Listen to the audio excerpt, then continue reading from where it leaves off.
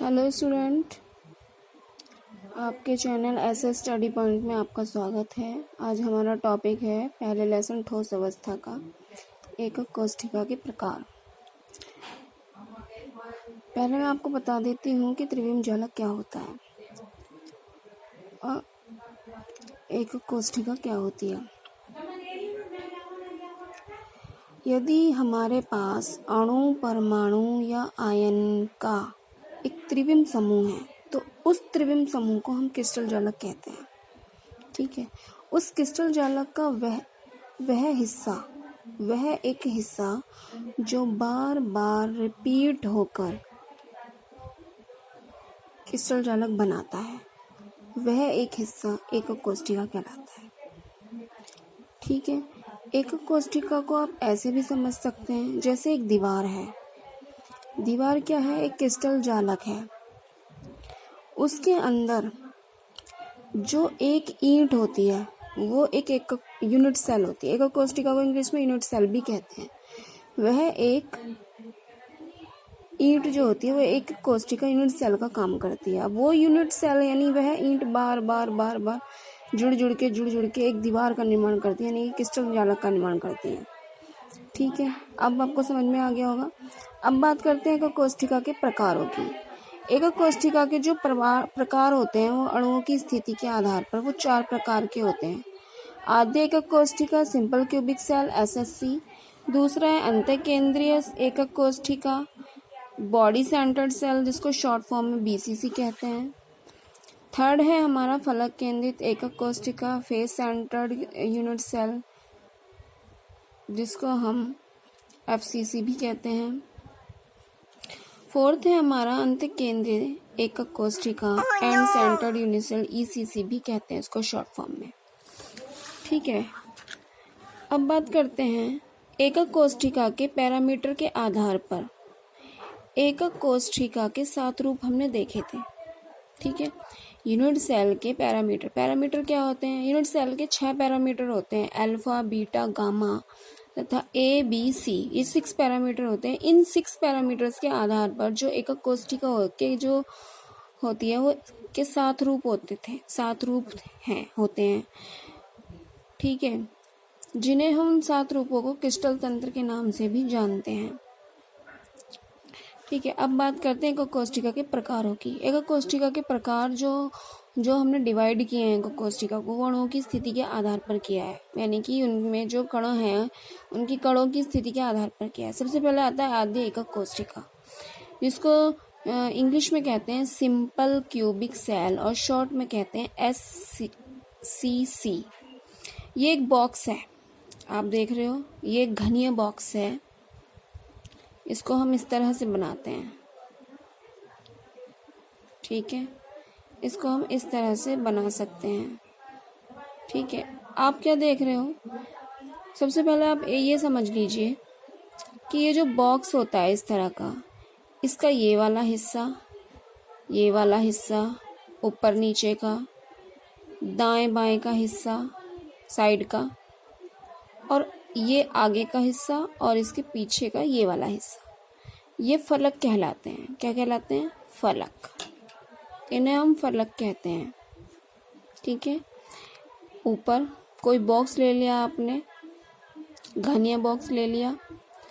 ठीक है, चौक का डिब्बा ले लो, चाहे तो चौकोर होना चाहिए चारों तरफ से। तो ऐसा डिब्बा जैसे चौक का डिब्बा ले लिया, तो आप देख रहे हो ऊपर नीचे का हिस्सा, दाएं बाएं का हिस्सा, उसके आगे पीछे का हिस्सा, वो फलक कहलाते हैं। तो कितने फलक होते हैं एक यूनिट सेल में? यूनिट सेल में 6 फलक होते हैं।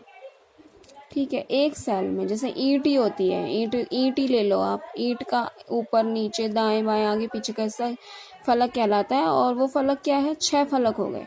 फलक कितने हैं? टोटल 6। अब प्रत्येक ये सारे क्या कहलाते हैं? किनारे कहलाते हैं। कोर, ये जो लंबाई होती है। सबसे पहले बात करते हैं कोने की। ठीक है, यूनिट सेल के प्रत्येक ये कोने हैं, ये वाले, ये कोने कहलाते हैं। ये आप देख रहे हो, ये 1 2 3 4 5 6 4 नीचे होते हैं कोने और 4 ही ऊपर होते हैं, वो कोने कहलाते हैं। चाहे दाएं बाएं से देख लो, चाहे ऊपर नीचे से देख लो या आगे पीछे से देख लो, काउंट करने पर 8 ही काउंट होंगे। 1 2 3 4 5 6 7 8। तो कितने कोने होते हैं? कोने होते हैं आपके 8। ठीक है, 8 कोने होते हैं। अब ये क्या होती है? ये कोर की लंबाई होती है, कोर कहते हैं इसको। एक किनारे होते हैं 1 2 3 4 5 6 7 8 9 10 11 12 12 किनारे होते हैं। किनारे यानी कोर, कोर भी कहते हैं इन्हें। 12 कोर होती हैं, लंबाई भी कहते हैं।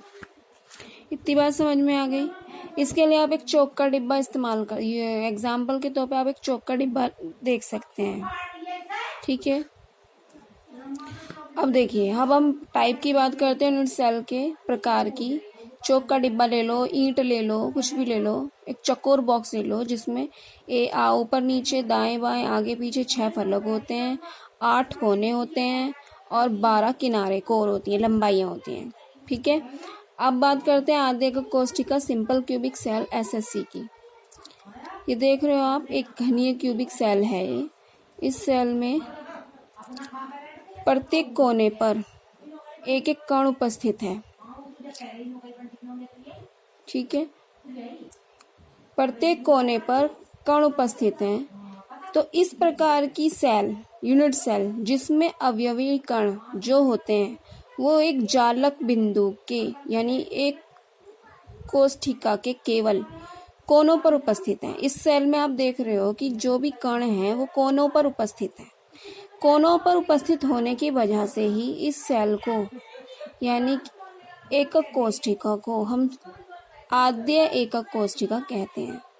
इस प्रकार की एकक कोष्ठिका जिसमें अवयवी कण प्रत्येक कोने पर उपस्थित होते हैं आद्य एकक कोष्ठिका कहलाती है, या इसका दूसरा नाम है सरल एकक कोष्ठिका, और इंग्लिश में सिंपल क्यूबिक सेल भी कहते हैं और शॉर्ट फॉर्म में एसएससी कहते हैं। अब दूसरा टाइप की बात करते हैं, अंतः केंद्रीय एकक कोष्ठिका या अंतः केंद्रित एकक कोष्ठिका, जिसको शॉर्ट में कहते हैं body centred unit cell, BCC. BCC क्या होता है? ऐसा ही बॉक्स है सेम। इसमें क्या है? यूनिट सेल के प्रत्येक कोने पर एक एक कण उपस्थित होगा और एक कण चारों तरफ से एक बीचों बीच में यानी पूरे एक सेंटर में होगा बॉक्स, यानी कि एक केंद्र में उपस्थित होगा। तो इस प्रकार की यूनिट सेल जिसमें प्रत्येक कोने पर एक एक कण होता है और एक कण सेंटर में होता है, केंद्र में होता है, इस प्रकार की यूनिट सेल को हम बॉडी सेंटर्ड यूनिट सेल यानी बीसीसी कहते हैं।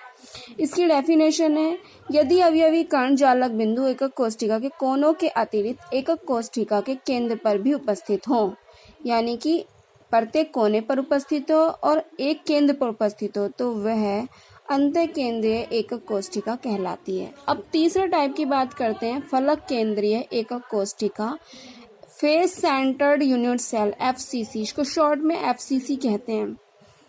अब समझिए, इसमें आप देख रहे हैं कोने पर सारे 8 के 8 कोनों पर एक एक कण उपस्थित है।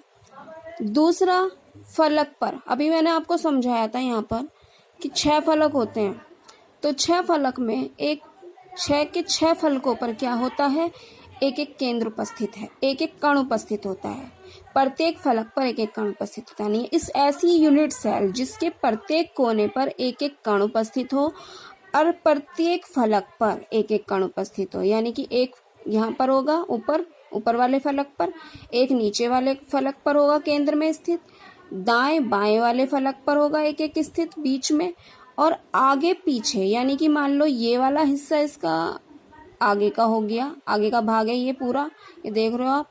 अब इस पर ये वाला कण उपस्थित है बीचों बीच सेंटर्ड में, और ये पीछे का हिस्सा हो गया, पीछे के हिस्से में ये वाला है बीचों बीच से। तो आप देख रहे हो कि प्रत्येक कोने पर एक एक कण है और प्रत्येक फलक पर एक एक कण है। तो 8 कोनों पर एक एक कण है और 6 के 6 फलकों पर एक एक कण है। तो इस प्रकार की एकक कोष्ठिका में अवयवी कण कोनों के अतिरिक्त प्रत्येक फलक पर भी उपस्थित होते हैं, फलक के केंद्र पर भी स्थित होते हैं। तो इस प्रकार के कि यूनिट सेल को हम फलक के एफसीसी सेंटर्ड यूनिट सेल भी कहते हैं, इसको शॉर्ट में एफसीसी भी कहते हैं।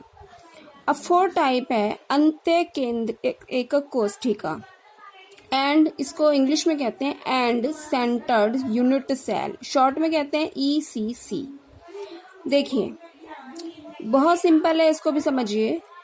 इसमें भी प्रत्येक कोने पर होता है एक एक कण, लेकिन प्रत्येक कोनों पर एक एक कण के साथ साथ एक एक कण जो होते हैं समांतर क्रम में या एक दूसरे की विपरीत दिशा में होते हैं।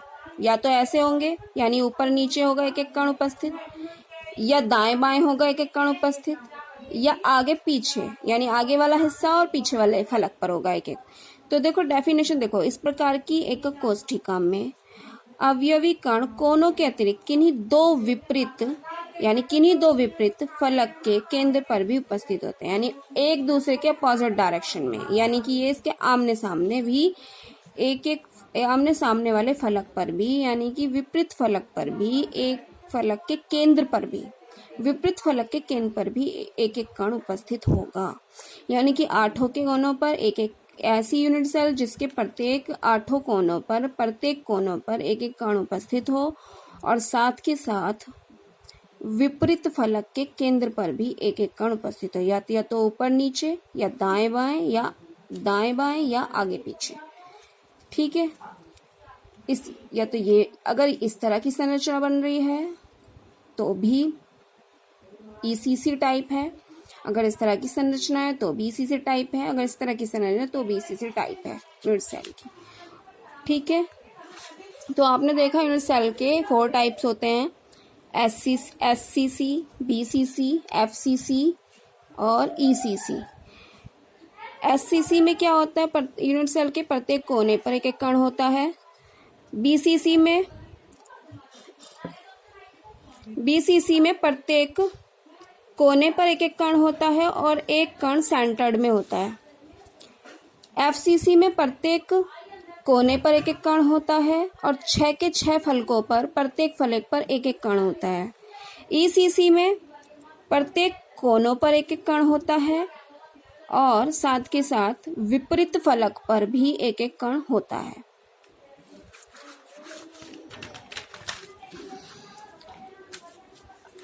अब अभी मैंने आपको पीछे बताया था कि एकक कोष्ठिका के पैरामीटर के आधार पर एक कोष्ठिका के 7 रूप होते हैं। वो जो 7 रूप होते हैं वो 7 रूप ये वाले हैं जिन्हें क्रिस्टल समुदाय कहते हैं।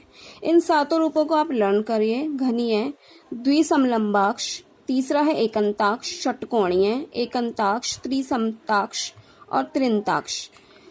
अब इसमें इन सब में जो होती है त्रिविम जालकों के प्रकार कैसे कौन कौन से होते हैं। घनीय में 3 प्रकार होते हैं त्रिविम जालकों के। एसएससी टाइप होता है, बीसीसी, एफसीसी, ये 3 टाइप्स होते हैं। इन तीनों पैटर्न के आधार पर त्रिविम जालकों की जो संख्या होती है वो 3 होती है। द्विसमलंबाक्ष में एक एसएससी टाइप्स होता है त्रिविम जालक और दूसरा होता है बीसीसी।